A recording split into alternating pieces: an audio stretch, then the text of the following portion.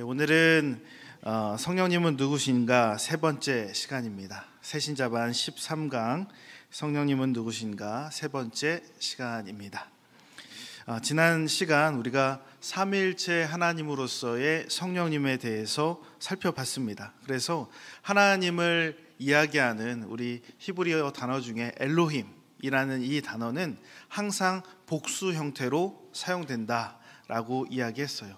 그래서 세 위격이 한 분 하나님 안에서 존재하기에 엘로힘이라는 이 단어는 항상 복수 형태로 쓰인다. 그런데 그 엘로힘이라는 그 단어가 행하는 그 동사는 항상 단수 형태의 동사가 쓰인다라고 이야기했습니다.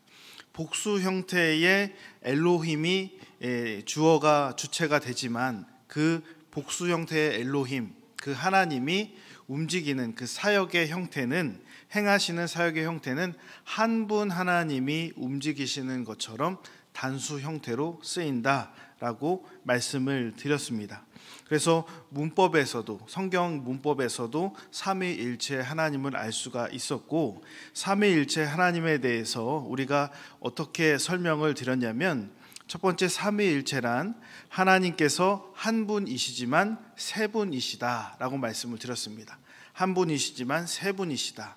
이 말씀은 한 분으로 존재하시지만 동시에 세 가지의 사역을 가능하시다. 세 가지의 사역이 가능하시다. 공간에 구애받지 않으시고 하늘과 땅과 바다 모든 곳에서 다 사역을 하시기에, 하나님이 하늘에서 육신의 옷을 입고 이 땅에 내려오셨을 때 하늘이 비어 있는 것이 아니다. 성자 예수님이 이 땅에 오셨을 때 여전히 하늘에는 성부 하나님께서 계신다. 한 분이시지만 여전히 세 분이시다라고 설명을 드렸고, 또 세 분이시지만 한 분이시다라고 말씀을 드렸습니다. 삼위일체란 세 분이시지만 또한 한 분이시다.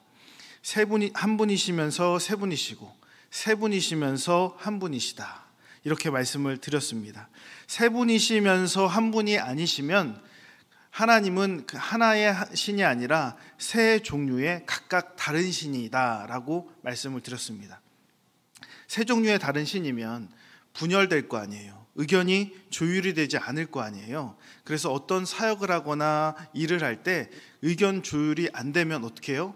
분열이 일어나고 다툼이 일어나요. 그러나 우리 하나님은 분열의 하나님이 아니라 조화의 하나님이요 질서의 하나님이십니다. 그러기에 하나님은 이 한 분 하나님으로서의 질서를 창조하시고 세우시고 그리고 분열이 일어나지 않는 하나의 하나님이시다. 그래서 하나님은 이 한 분이시면서 세 분이시고 세 분이시면서 한 분이시다. 이게 삼위일체라고 말씀을 드렸습니다. 아주 쉽죠. 근데 이게 설명이 잘 안 돼요. 어떠한 신학자도 완벽하게 설명을 할 수가 없습니다. 그래서 하나님은 입증의 대상이 아니라 믿음으로만 받아들일 수 있는 수용의 대상이다라고 말씀을 드렸습니다. 그래서 우리가 삼위일체 하나님을 완벽하게 우리가 갖고 있는 이성으로 혹은 지식으로 이해한다는 것은 불가능하다라고 말씀을 드렸죠. 그래서 강아지가 인간을 바라볼 때, 강아지는 네 발로 걷는데 인간은 두 발로 걸으니까 강아지의 시선으로 볼 때 사람은 원래 두 발로 걷는구나, 강아지가 그 사람을 두 발로 걷는 것을 어떻게 입증을 하는지, 그 중심축이 어디에 있는지 이렇게 논리적으로 생각하지 않고 그냥 사람은 원래 두 발로 걷는 존재이구나라고 받아들이는 것처럼, 우리도 하나님은 원래 삼위일체의 하나님이시구나라고 믿음으로 받아들이는 거예요. 수용하는 거예요. 그냥 믿는 거예요. 하나님은 그런 존재시구나. 우리가 갖고 있는 지식의 한계로 그 하나님을 완벽히 다 알 수 없기에 하나님은 그렇게 받아들이는 것이다. 그래서 삼위일체 하나님에 대해서 우리가 지난 시간 살펴봤습니다. 성령님, 삼위일체의 성령님에 대해서 살펴봤고, 그러면 성령님께서 우리의 삶 가운데 동행하시면, 성령님께서 우리 가운데 역사하시면 어떤 일이 일어나는가, 오늘 그 내용을 살펴보도록 하겠습니다. 첫 번째, 성령님이 우리의 삶에 동행하실 때 일어나는 그 역사에 대해서 살펴보겠습니다. 첫 번째 우리 사무엘상 16장 13절 말씀 우리 함께 읽겠습니다. 사무엘이 기름 뿔병을 가져다가 그의 형제 중에서 크게 감동되니라. 감동되니라. 그 빈칸에 빨간색으로 감동이라고 되어 있습니다. 감동이 되었다. 성령님께서 역사하시면 감동되는 은혜가, 감동되는 역사가 일어난다라는 겁니다. 성령님께서 동행하실 때 첫 번째 나타나는 역사가 무엇인가? 바로 감동의 역사입니다. 감동이 일어난다. 성령님께서는 사람을 감동시키시는 분이십니다. 그래서 성령님이 역사하시는 곳에는 감동이 있습니다. 다윗이 여호와의 영이 임하기 시작하면서부터 다윗은 성령에 의해서 감동되기 시작했어요. 다윗이 원래 위대한 인물이었기 때문에, 원래 그가 하나님의 사람으로서 강인하고 아주 뛰어난 인물이었기 때문에 하나님께 쓰임 받았던 것이 아닙니다. 그도 우리와 같이 죄 앞에서, 유혹 앞에서 여전히 연약함을 가졌던 인물이었습니다. 그러나 성령님의 감동, 성령님의 동행하심으로 그가 감동되었기에 하나님의 손에 이끌림 받을 수 있었다라는 것입니다. 여러분, 대한민국 유리 산업의 선구자로 불리는 분이 있습니다. 바로 한국 유리를 창업하신 최태섭 장로님이신데요. 이분은 중국에서 큰 공장을 운영하면서 막대한 수익을 올렸습니다. 근데 이제 중국이 공산화가 되면서 이제 모택동 그때 그 시절에 모택동이 정권을 잡으면서 이제 인민 재판들이 막 일어난 거예요. 공장에서 일하던 그 중국인들이 공장주를 그 공장에서 인민 재판, 말이 인민 재판이지 그 공장주를 죽이는 일들이 생기는 겁니다. 최태섭 장로님도 예외가 아니었습니다. 이 중국에서 사업을 하니까 중국인들을 이 인부로 그 공장의 직원으로 이제 같이 임금을 주면서 일을 했습니다. 이제 인민재판이 열리니까 죽음을 각오를 해야 되는 일이 생긴 거예요. 근데 이 최태섭 장로님이 인민재판에 놓이는 그 순간에 그 공장에 있던 한 근로자가 군중 앞에 서서, 무리 앞에 서서 갑자기 이렇게 얘기하는 거예요. 여러분, 우리 사장님은 다른 공장의 사장들과는 다릅니다. 그는 우리의 임금을 착취한 적도 없습니다. 오히려 다른 공장주와는 다르게 우리에게 임금을 후하게 쳐줬습니다. 우리에게 사람 대접을 해줬습니다. 우리를 인간답게 그렇게 대우해 줬습니다. 그런데 우리가 저분을 죽이는 것은 우리가 도리가 아닙니다 라고 한 명이, 그 근로자가 그렇게 얘기를 하는 거예요. 이 공산혁명의 열기가 하늘을 찌르는 그 당시에 자본가, 이 공장주의 편을 드는 것은 목숨을 바쳐야지만 가능했던 일이었습니다. 그런데 이 한 근로자가 용기를 가지고 그렇게 이야기한 거예요. 그런데 이 그 한 근로자의 용기에 있는 대답에 다른 근로자들이 하나 둘씩 동조하기 시작했습니다. 결국 모두가 그 말에 동의하고 가지고 있던 죽창을 내려놓고 최태섭 장로님을 풀어주게 되었습니다. 장로님은 구사 일생으로 한국으로 돌아올 수가 있었습니다. 성령님의 역사가 아니고서는, 성령님께서 그 사람의 마음에 감동을 주시지 않고서는 일어날 수 없는 그 일들이 일어났다라는 겁니다. 성령님께서 함께 하시면 사람의 마음을 감동시켜 주세요.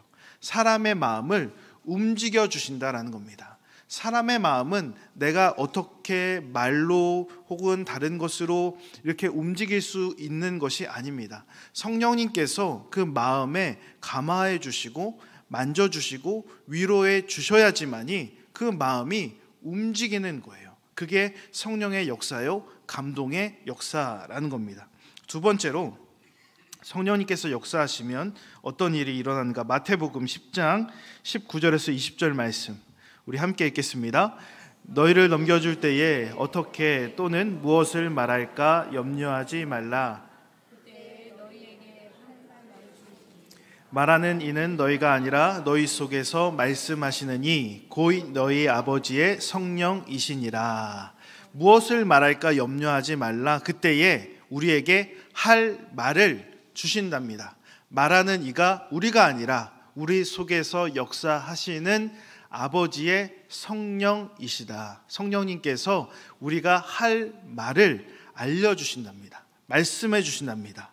그 증거가 어디에 나오냐면 사도행전 4장 13절 말씀에 이렇게 나와 있습니다.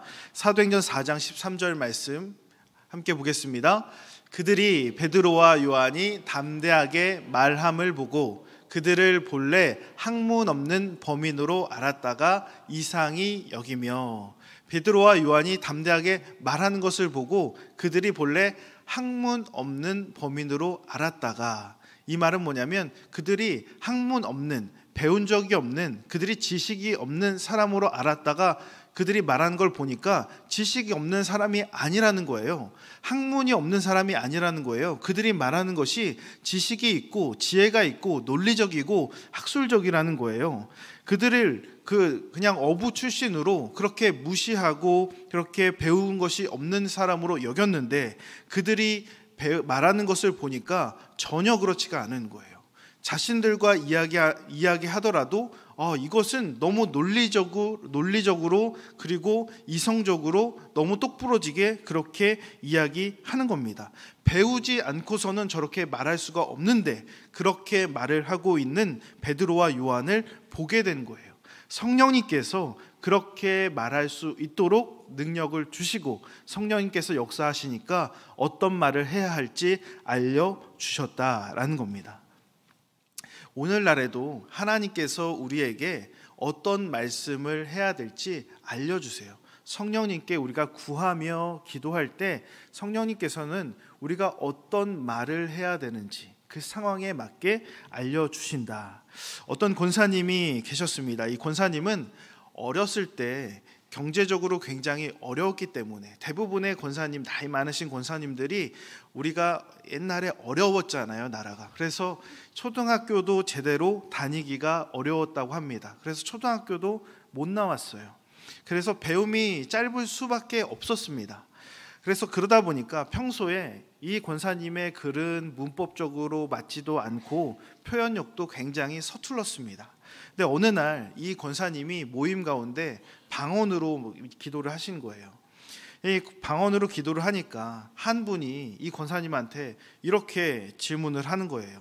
방언 기도라는 거를 들어보면 몇 마디 단어밖에는 되지 않는데 몇 마디 단어로 그냥 반복해서 기도하는데 그게 무슨 의미가 있습니까? 라고 질문을 했습니다. 그러니까 방언 기도를 막 했는데 그 방언 기도를 들어본 옆에 있는 사람이 그냥 같은 몇 가지의 단어로 반복해서 기도하는 그 기도가 무슨 방언 기도요? 무슨 은사요? 무슨 의미가 있느냐? 이겁니다. 무슨 주문과 같은 그런 거 아니냐라고 묻는 겁니다. 저도 어렸을 때 초등학교 저학년 때 저희 가정에서 예배드리고 이렇게 기도하면 저희 할머니가 이제 통성기도 하고 하면 할머니가 그렇게 방언기도를 하실 때가 있으셨어요. 근데 저희 할머니의 방언기도는 제가 이렇게 어린 시절에 들을 때 그렇게 무슨 바지가 많이 들어가요. 그러니까 왕바지, 저 바지 이렇게 들어가요. 그래서 제가 어린 시절에, 그러니까 초등학교 때니까요.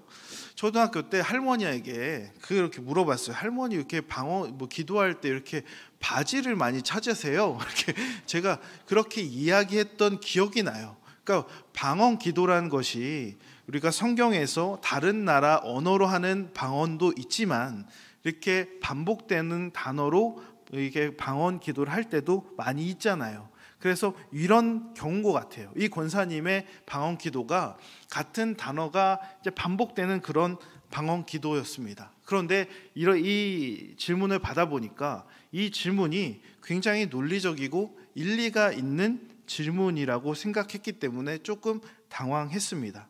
그러다가 가만히 계시다가 성령님이 지혜를 주신 거예요. 그러면서 이렇게 권사님이 대답했습니다. 아마 젊으신 분들은 잘 모르겠지만 혹시 전보를 쳐보신 적이 있으십니까? 예전에는 통신시설이 발달되지 않았기 때문에 우체국에 가서 전보를 붙일 때가 있었습니다. 우체국에 가서 내용을 말하면 그 기계로 내용을 보냈고 그것을 받는 쪽에서 내용을 받아서 적어서 전달을 했습니다. 그 전보를 보낼 때 사용했던 것이 모스 부호라는 것을 사용을 하는데 기계에다가 뚜뚜뚜 뚜뚜 뚜뚜뚜 이렇게 소리로 신호를 보냅니다. 근데 기계가 심지어 고장나면 그 우체국 직원이 입으로 신호를 보냅니다. 뚜뚜뚜 뚜뚜 뚜뚜 이렇게 전보를 보냅니다. 우리는 그 신호를, 그 소리를 무슨 말인지 하나도 모르지만 그 사람들은 다 알아듣습니다. 그러면서 권사님이 이렇게 말씀하시는 거예요. 제가 하나님 앞에서 같은 말을 반복적으로 하는 것처럼 보여도 하나님은 다 알아들으십니다. 어떻게 이렇게 지혜롭게 답변을 하실 수가 있는지, 저도 이 질문을 이렇게 보면서 어떻게 대답을 해야 될까? 하나님의 은사가 분명하고 방언이 하늘의 언어라는 것이 분명한데 어떻게 지혜롭게 답변을 할 수 있을까? 이것보다 명쾌하고 지혜롭게 답변을 할 수는 없을 것 같은 거예요. 그렇다고 해서 오늘부터 방언하실 때 일부러 랄랄라 랄라 랄랄랄라 랄라 이렇게 패턴을 바꿔가면서 굳이 그렇게 하실 필요는 없어요. 하나님이 다 알아들으십니다. 그래서 그렇게 하시면 됩니다. 목회자인 저도 이제 양육을 준비하거나 이런 말씀을 준비할 때 성령님께 구합니다. 성령님께 그 상황에 맞는 말씀이나 말씀에 맞는 이야기를 생각나게 해달라고 구할 때가 많이 있습니다. 지금도 앞으로 지금 말씀드릴 내용도 성령님께 구할 때 주신 내용이에요. 지난주에 1교구 봄소풍을 포천으로 다녀왔습니다. 1교구 권사님, 집사님들과 식사도 맛있게 먹었고요. 그리고 아트밸리에서 행복한 시간을 보내고 왔습니다. 그래서 제가 1교구를 담당하다 보니까 우리 1교구 성도님들 눈에는 제가 이 담당 목사가 그렇게 멋있게 보이나 봐요. 그렇게. 평소에는 아멘 안 하실 줄 알았어요. 평소에는 그렇게 항상 정장만 입다가 제가 그날은 이제 편안하게 캐주얼 복장으로 가니까 그렇게 보기 좋다면서 제가 지나다닐 때마다 이렇게 저를 이렇게 사진을 찍으시더라고요. 마치 막 지나가는 연예인 막 사진 찍는 것처럼 막 그렇게 찍어주시는 거예요. 그러면서 저에게 목사님 홍콩 배우 같아요 그러는 거예요. 홍콩 배우 이덕화 같아요. 그래서 이덕화요? 유덕화겠죠. 그래서 제가 속으로 이렇게 말하지 않고 대놓고 말했습니다. 대놓고. 권사님, 뭐 이덕화는 유덕화겠죠. 이덕화는 모발 뭐 그분이잖아요. 이덕화. 그리고 저한테 목사님 이덕화면 어때요? 멋있으면 됐죠. 이렇게 얘기를 하시더라고요. 그래서 제 마음 한켠에 우리 권사님, 집사님들은 제가 이덕화나 뭐 유덕화나 뭐 상관없이 그냥 이뻐 보이고 그냥 멋있게 보이고 그렇게 보이시는 거예요.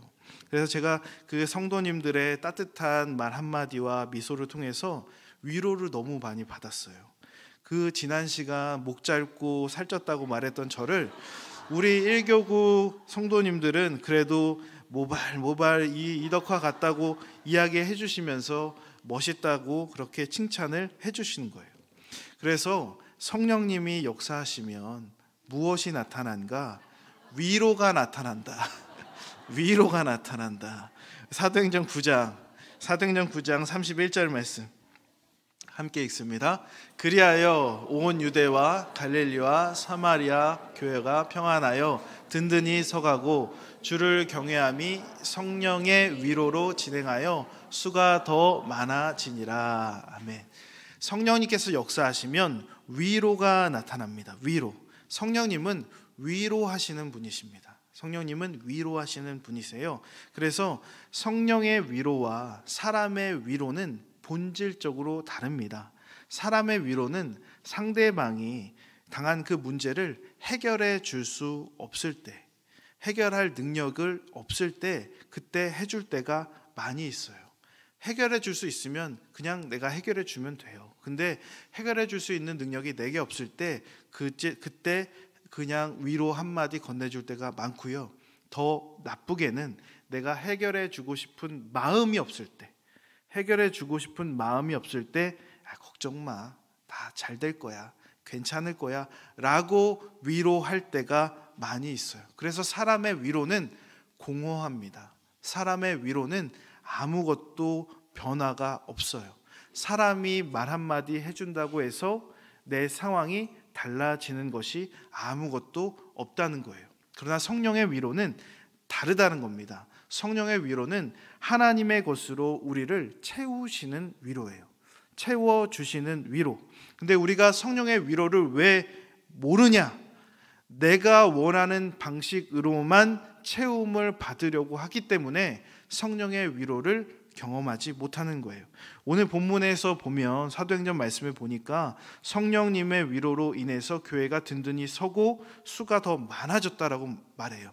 성령의 위로로 수가 더 많아져요. 교회가 부흥해요. 채워져요. 성령의 위로는 채움의 역사가 있는 거예요. 성령의 위로는 실제로 하나님의 것으로 우리의 영혼이 채워지는 역사가 나타나는 겁니다. 당장에 우리가 당면한 문제가 해결되지 않아도 성령의 위로가 나타나면 내가 그 아픔 가운데 굳게 설 수 있는 내 영혼의 그 채워짐이 경험된다라는 겁니다. 그러기에 사람의 위로는 공허하지만 성령의 위로는 충만하다라는 거예요. 사람의 위로는 공허하지만 성령님의 위로는 충만하다라는 거예요. 성령님의 위로는 충만하다. 그리고 네 번째, 성령님께서 역사하시면 무엇이 나타나는가? 로마서 5장 5절 말씀, 5장 5절 말씀 함께 읽습니다. 소망이 우리를 부끄럽게 하지 아니함은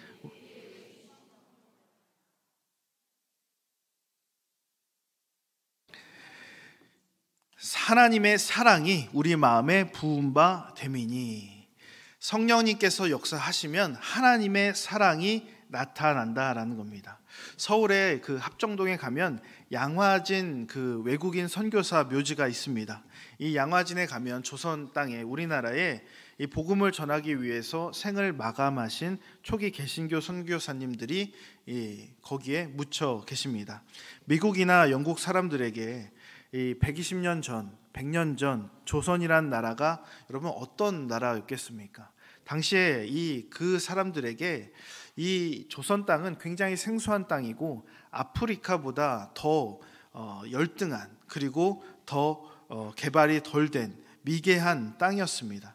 당시 아프리카 사람들은 이 미국인들 그리고 이 유럽인들이 그 노예로도 쓰고 그 사람들과 교류하고 선교도 하고 했기 때문에 그곳에는 그들이 사용할 수 있는 시설들이 있었어요. 그러나 이 조선에는 그들이 사용할 수 있는 도시와 집들, 이런 것들이 마련되지가 않았습니다. 그래서 당시 선교사님들이 남긴 글들을 보면 조선에서 가장 힘들었던 점 3가지를 이렇게 이야기해요.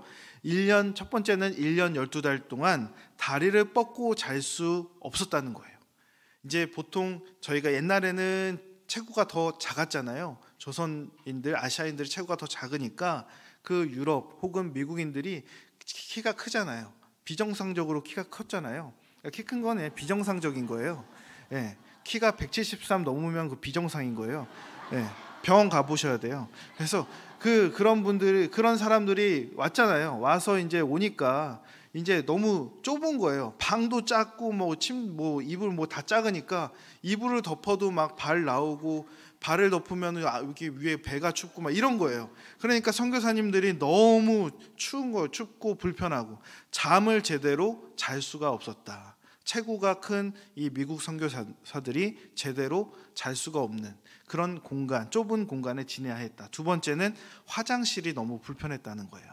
그 시절에 화장실이 이제 푸세식 화장실, 옛날 그 화장실, 구더기들 더글더글한 그 비위생적인 그 화장실 때문에 너무너무 힘들었다는 거예요. 너무너무 힘들었다. 그 정도로 힘들었다. 세 번째는 음식이 다르니까 너무 힘들었다는 거. 우리는 잘 모르지만 그 미국에서 왔을 때 한국 사람들 뭐 마늘 냄새 난다 뭐 이런 얘기 많이 하잖아요. 우리는 잘 모르는데, 그러니까 된장국 뭐 이런 냄새들이 너무너무 힘들었다는 거예요. 그 사람들 입장에서 된장국은 거의 발냄새 같은 그런 냄새 날 거 아니에요. 그래서 우리는 뭐 구수하고 뭐 한다 하지만 뭐 청국장만 하더라도 지금은 우리는 맛있게 먹지만 아이들만 하더라도 뭐라고 싫다고 하잖아요. 아이들만 하더라도 엄마 뭐 왜 집에서 이렇게 꼬랑내가 나 뭐 이렇게 하잖아요. 그것처럼 이 미국인들이 와서 선교사님들이 왔는데 왜 조선 땅에 집집마다 왜 이렇게 꼬랑내, 한국 사람들은 발냄새가 심한가 봐 뭐 이렇게 생각했을 거 아니에요. 그런 것들이 너무너무 힘들었다라고 해요. 그럼에도 불구하고 아프리카보다 더 힘든 이 땅에 그 선교사들이 왜 왔냐 이거예요. 아무런 이익도 없이 왜 혼자 지원해서 자원하는 마음으로 왜 왔냐? 하나님의 사랑이 그들 안에 부어졌기 때문에, 성령님께서 그들 가운데 임하셔서 하나님의 사랑이 그들 가운데 나타나니까 그 하나님의 사랑을 전하지 않고는 감당할 수가 없는 거예요. 하나님의 사랑을 이 조선 땅에 전하지 않고는 견딜 수가 없는 거예요. 이 땅에 대충 2년 3년 전하다가 돌아가면 되는데 돌아가지도 않는 거예요. 이 사람들을 너무 사랑하니까 이 사람들과 함께 복음을 전하다가 이 조선 땅에서 생을 마감하신 분들이 바로 그 서울 합정로 양화진에 거기에 다 묻혀 계시는 거예요. 하나님을 사랑하니까. 그러면 여러분은 하나님의 사랑을 간구한 적이 있습니까? 우리가 금식하고 기도하면서 성령님께 하나님의 사랑을 우리 안에 부어주십시오라고 우리가 기도하며 간구한 적이 있습니까? 우리는 오히려 금식하고 기도하면서 하나님, 내 재정의 문제 해결해 주세요. 내 사업의 문제 해결해 주세요. 내 자녀의 문제, 내 자녀의 입시 문제, 결혼의 문제, 이런 내 세상적인 것 혹은 내 지금 당면한 문제들을 위해서만 기도할 때가 많이 있다는 거예요. 그게 잘못됐다는 게 아니에요. 그것보다 더 중요한 것, 성령의 역사를 통해서 내 안에 하나님의 사랑이 부어지기를 기도하지 않는다라는 겁니다. 그러나 예수님께서 이렇게 말씀하세요. 요한복음 말씀, 요한복음 13장 34절에서 35절 말씀 함께 읽습니다. 새 계명을 너희에게 주노니 서로 사랑하라. 내가 너희를 사랑한 것 같이 너희도 서로 사랑하라. 너희가 서로 사랑하면 이로써 모든 사람이 너희가 내 제자인 줄 알리라. 하나님이 서로 사랑하라고 합니다. 서로 사랑하라. 사랑하면 예수님이 그때야 모든 사람이 내 제자인 줄 안다라고 합니다. 사랑을 해야지, 사랑해야지 내 제자인 줄, 예수님의 제자인 줄을 사람들이 아는 거예요. 사랑하지 않으면 제자인 줄을 사람들이 몰라요. 사랑하면 제자인 줄 안다. 주님께서 제자됨의 증거가 바로 사랑이라고 말씀하셨습니다. 그러기에 우리가 선교사님들처럼은 못 살아도 그 주님의 제자로서 살기 위해서 하나님의 사랑을 구하고 기도하고 간구하는 그런 열정은 우리 안에 있어야겠다. 그런 마음은 가지고 살아야겠다. 다섯 번째, 성령님의 역사, 로마서 말씀 보겠습니다. 13절 말씀, 로마서 15장 13절 말씀. 소망의 하나님이 모든 기쁨과 평강을 믿음 안에서 너에게 충만하게 하사 성령의 능력으로 소망이 넘치게 하기를 원하노라. 다섯 번째, 성령의 능력이 나타나면 소망의 하나님이 성령의 능력으로 소망이 넘치게 하시기를 원하노라.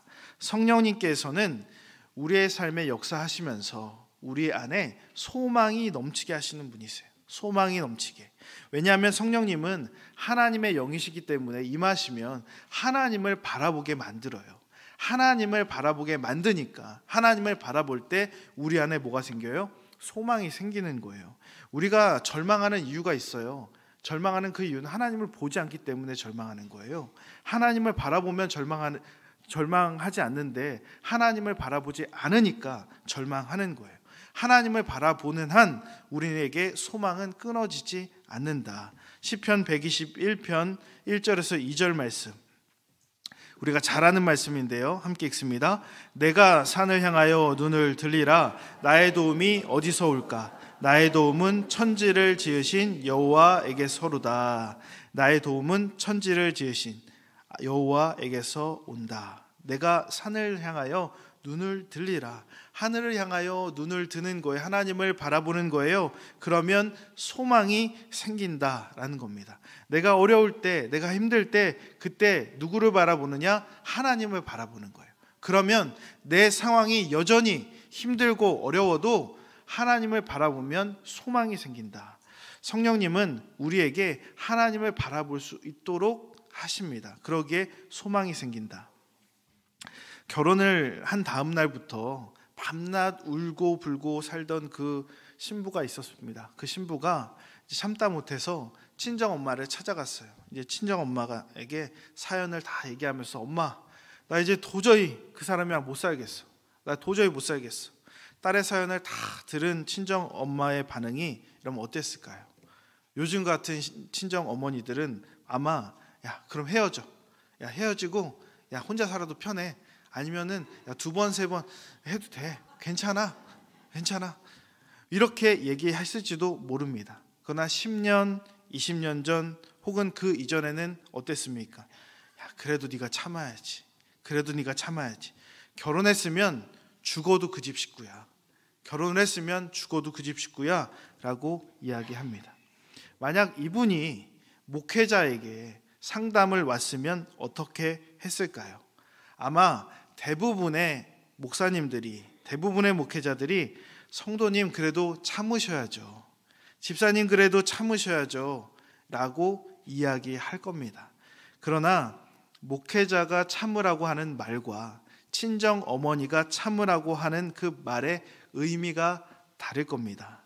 믿지 않는 사람들의 참으라는 말은 그냥 자포자기하라는 말, 포기하라는 말. 야, 그 인간 안 변해. 네가 그냥 참고 살아. 안 변해. 그냥 그대로 그냥 살아. 그냥 그렇게 살다 가는 거야. 그냥 포기하라는 말이에요. 그러나 목회자가 이야기하는 참으라는 말은 그것과 정반대의 말입니다. 포기하지 말라는 거예요. 하나님을 바라보면서 소망을 가지라는 거예요. 그렇게 참아내는 배우자의 믿음을 통해서 그 가정이 믿음으로 세워질 거예요. 남편이 그 믿음으로 변화될 거예요. 그 가정이 믿음으로 세워질 거예요. 하나님께서 그렇게 반드시 하실 겁니다. 하나님을 바라보는 소망을 품으라는 거예요. 포기하지 말라는 겁니다. 정반대의 의미가 담겨 있다라는 겁니다. 여러분, 만약에 지금 내 남편이 속을 썩이고 있다면 그것은 성령님께서 우리 자신을 성숙하게 만드는 과정이요, 소망을 품으라는 주님의 사인이에요. 내 남편이 지금 속을 썩이고 있다면. 그러나 저희 집 이야기는 아닙니다. 제 6번째, 성령님께서 임하시면 6번째 어떤 역사가 나타나는가? 로마서 15장 16절 말씀. 로마서 15장 16절 말씀 함께 읽습니다. 이 은혜는 곧 나로 이방인을 위하여 그리스도 예수의 일꾼이 되어 하나님의 복음의 제사장 직분을, 이방인을 제물로 드리는 것이 성령 안에서 거룩하게 되어 받으실 만하게 하려 하심이라. 거룩하게 하신다. 성령님께서 역사하시면 거룩하게 하신다. 성령님은 우리의 삶을 거룩하게 하시는 분이십니다. 성령님께서는 우리를 책망하시고 꾸짖는 분이라고 했습니다. 그래서 성령님의 인도함을 받는 사람은 양심의 가책을 또 더불어서 그 안에서 신앙적인 갈등을 일으킵니다. 잘못된 것에 계속되는 그 갈등을 일으켜요. 거룩한 갈등입니다. 그 가운데 성령님께서 거룩의 길로 인도하시는 거예요. 여러분, 나팔꽃은 줄을 타고 위로 올라가는 성질을 가지고 있어요. 그래서 일단 한번 그 꽃이 그 줄에 매달리면 그 꽃 머리가 더 높은 곳으로 가려고 계속해서 움직인다라는 거예요.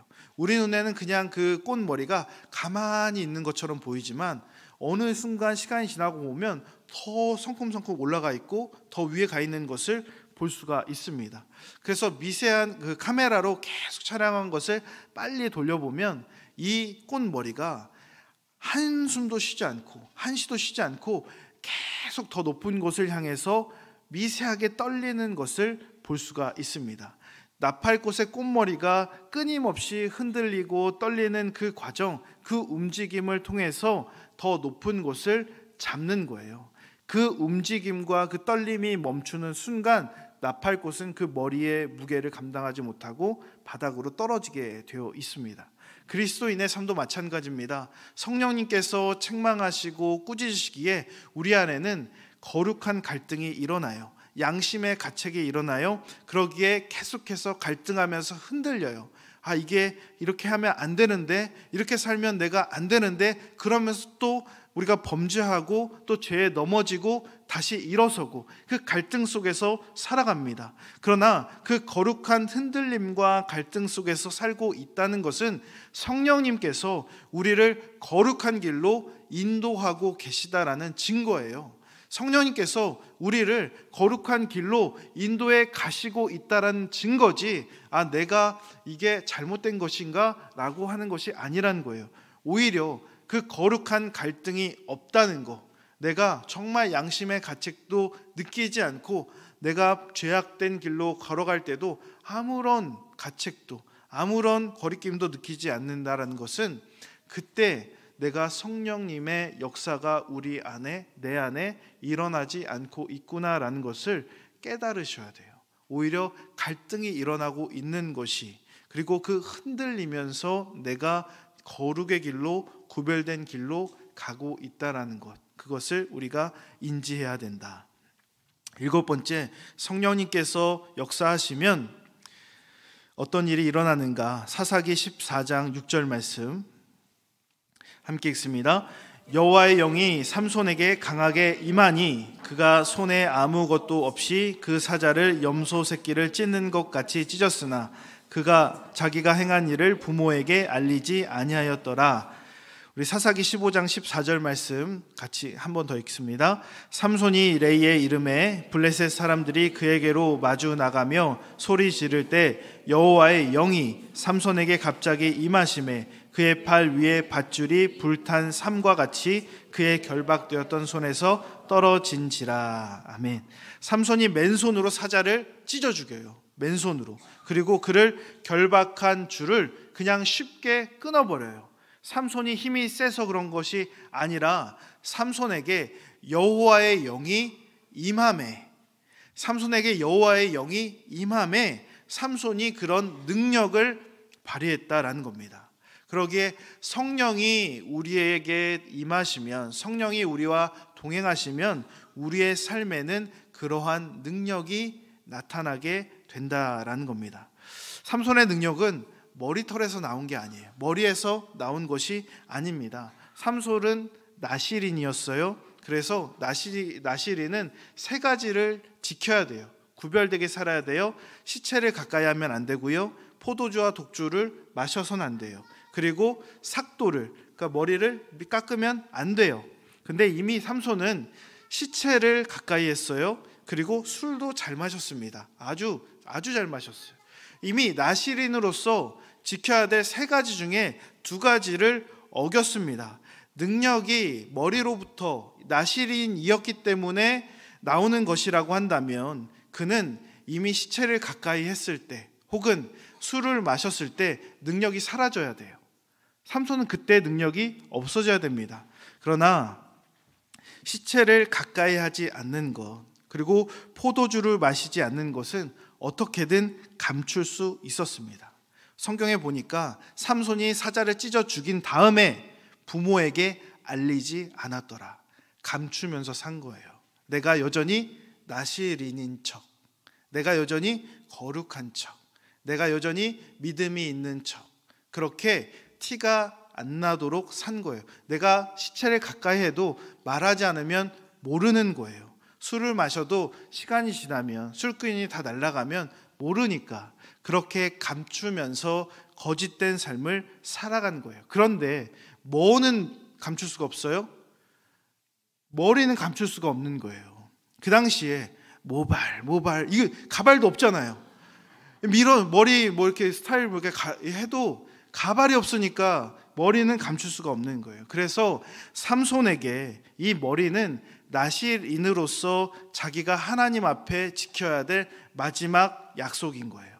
내가 하나님 앞에 지키는 마지막 약속, 하나님과 끝까지 반드시 지켜야만 했던 나실인으로서 마지막 약속이 바로 이 머리였던 거예요. 그래서 이 머리가 잘리는 순간에 여호와의 영이 삼손을 떠나요. 여호와의 영이 삼손을 떠났다라고 성경이 분명하게 말하고 있습니다. 그러기에 머리에서 삼손의 능력이 나온 것이 아니라 여호와의 영이 떠났기 때문에 삼손의 능력이 없어진 거예요. 오해하시면 안 돼요. 오해하시면 머리로부터 나온 거예요. 머리는 잘못이 없어요. 오해하시는 분들이 많아서 미용실 원장님들이 제일 힘들어하는 성경 구절이 이 구절이에요. 머리 밀리는 이 구절. 그러니까 오해하시면 머리는 잘못이 없다. 성령이 떠나셨기에 삼손의 능력이 없어진 것이다. 어떤 장로님 이야기인데요. 어떤 장로님이 주님의 능력 안에서 성령님과 동행하는 삶을 간절히 소망했대요. 그래서 그런 삶을 살길 소망했는데 어느 날 자기 딸 방에 비명 소리가 들려오는 거예요. 알고 봤더니 딸 방에 불이 난 거예요. 이미 불이 천장에 번졌어요. 그래서 이미 정신없이 복도에 있는 소화기를 가져다가 이제 불을 끄려고 이제 하는데 소화기가 이게 발사가 안 되는 거예요. 이제 사람이 너무 급하면 생각이 안 나잖아요. 이게 어느 순서로 하는지.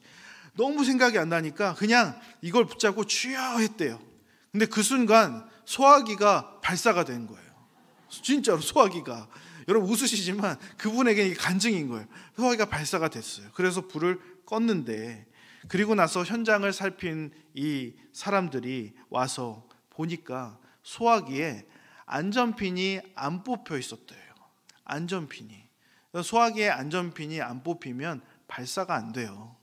아예 이게 눌러지지가 않아요. 근데 소화기에 안전핀이 안 뽑혀 있었는데 분사가 다 돼버린 거예요. 그러니까 말이 안 되는 일이 일어난 겁니다. 우리가 다른 사람들은 그건 믿지 않지만 이분에게는 그것이 성령의 권능이요 능력인 것을 알고 있어요. 한 번은 담임 목사님께 설교를 하실 때 언급한 적이 있었던 이야기입니다. 담임 목사님과 함께 병원 신방을 갔었던 이야기인데요. 우리 교회 나이 많으신 권사님께서 이제 몸을 가누기 힘드시니까 요양병원에 입원을 하셨어요. 근데 이 권사님이 그 정신이나 이런 게 아주 또렷하세요. 그래서 이 권사님이 얼마나 기억력도 좋으신지 처음에 병원에 들어갔는데 너무 힘드셨대요. 왜냐하면 다 멀쩡한 분이 오시는 게 아니니까 밤에 막 어떤 할아버지가 소리를 그렇게 지르더래요. 근데 권사님은 정신 너무 또렷하고 멀쩡하니까 잠을 잘 수가 없대요.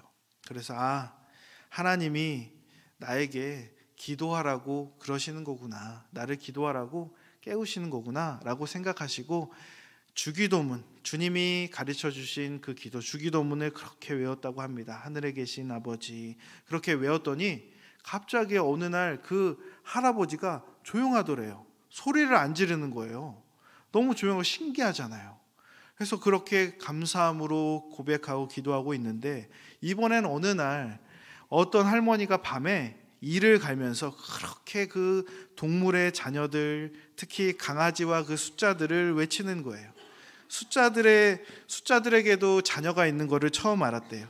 그렇게 베이비를 외치는데 잠을 잘 수가 없는 거예요. 그래서 또 하나님이 기도하라고 하시는구나 생각하고 주님이 가르쳐 주신 그 기도, 주기도문을 그렇게 외우기 시작했습니다. 주기도문으로 기도하면서 그렇게 시간을 보내는데 그랬더니 그 욕쟁이 할머니의 입이 다물어지는 겁니다.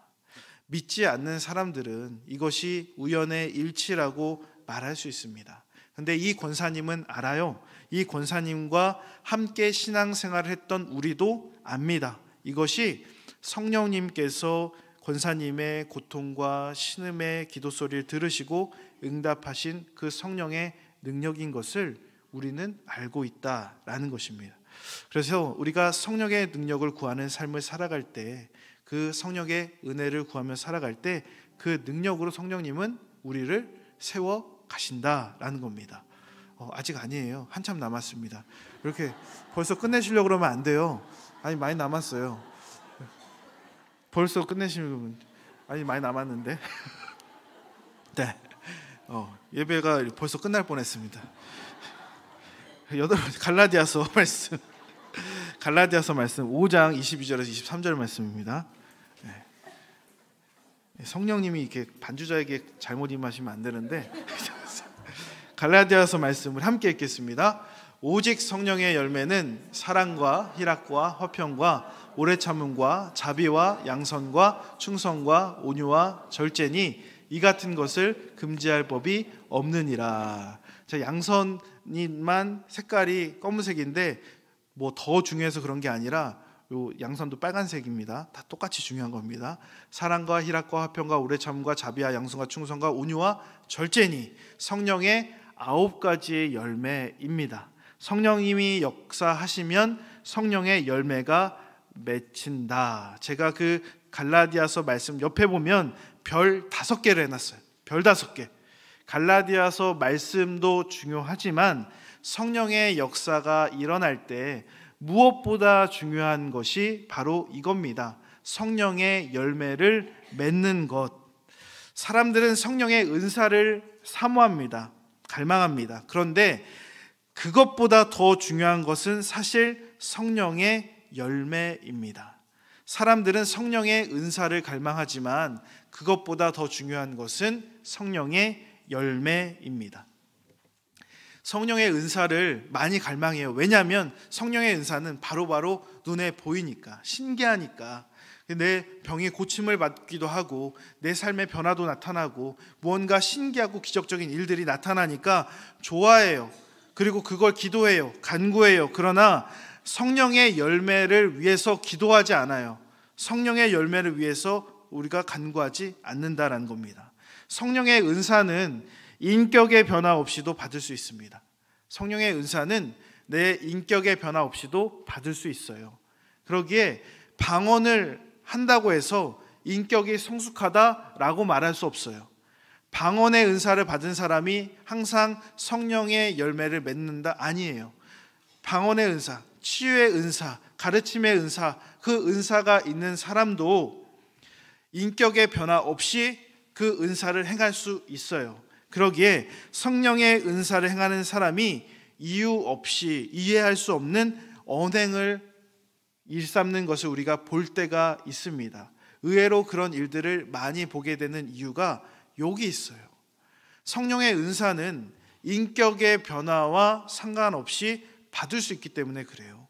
그러나 성령은 인격적인 분이세요. 인격적인 분.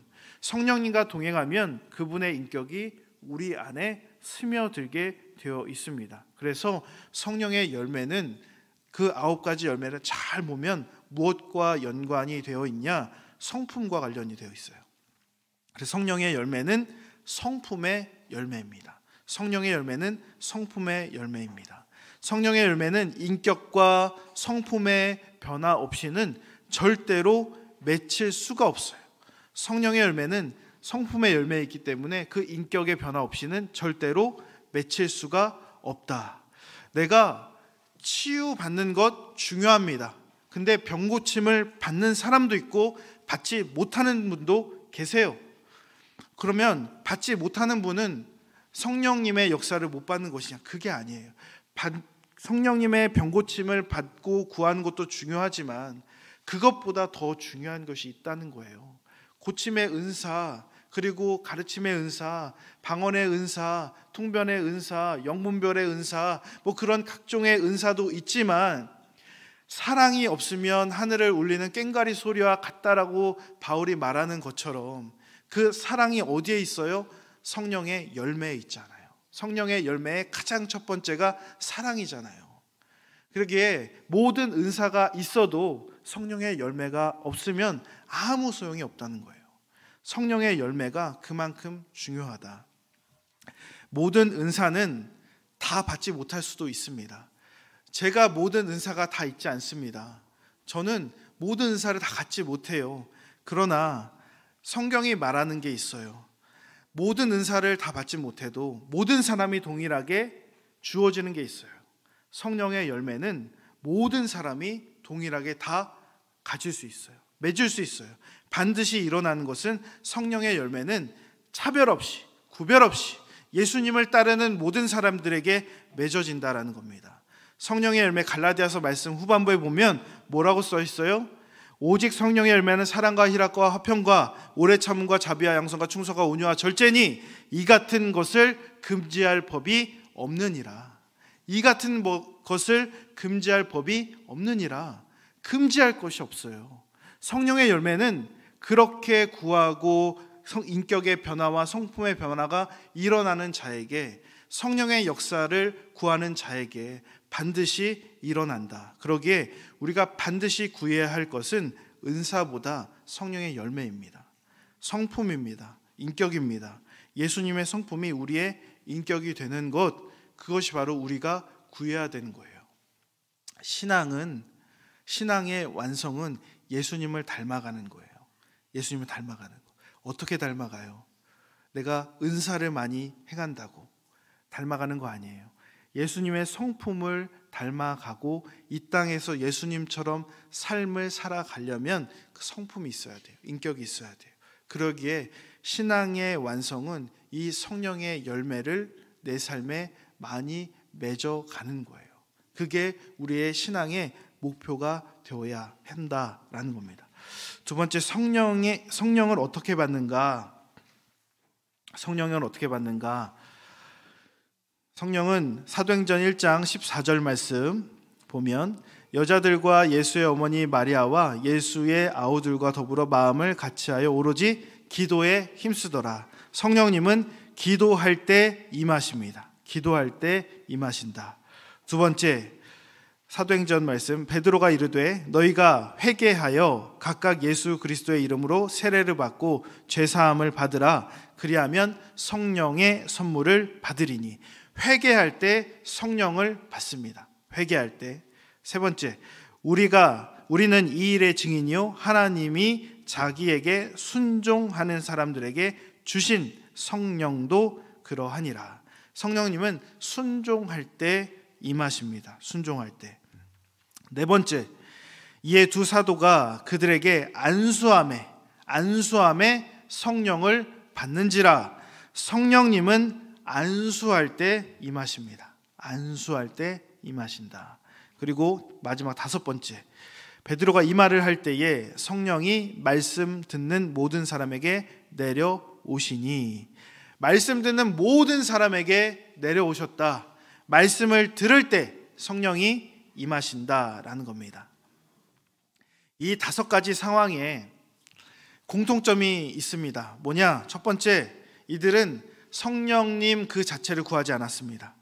오히려 성령님의 존재를 몰랐던 사람도 있었습니다. 두 번째, 이들은 모두 예수 그리스도를 더 잘 따르고 더 예수님을 닮아가려는 마음을 가지고 있었습니다. 예수님을 닮아가고 싶고 따르고 싶고 더 알고 싶은 그 마음이 있어서 주님 앞에 나아갔던 사람들이 성령을 받았어요. 그러기에 성령을 받기 위해서 어떠한 조건이나 특정한 기준이 있는 것이 아닙니다. 성령님은 예수님을 간절한 마음으로 구하고 따르는 자들에게 임하셔서 그들을 예수님 닮는 삶으로 인도하시는 거예요.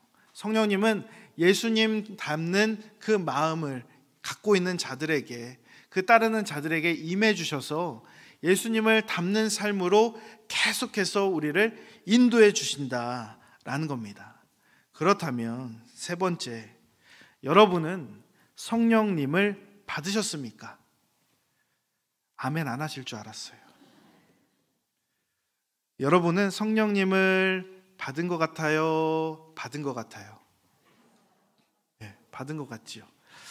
고린도전서 13장 3절 말씀, 중요한 구절인데 함께 읽겠습니다.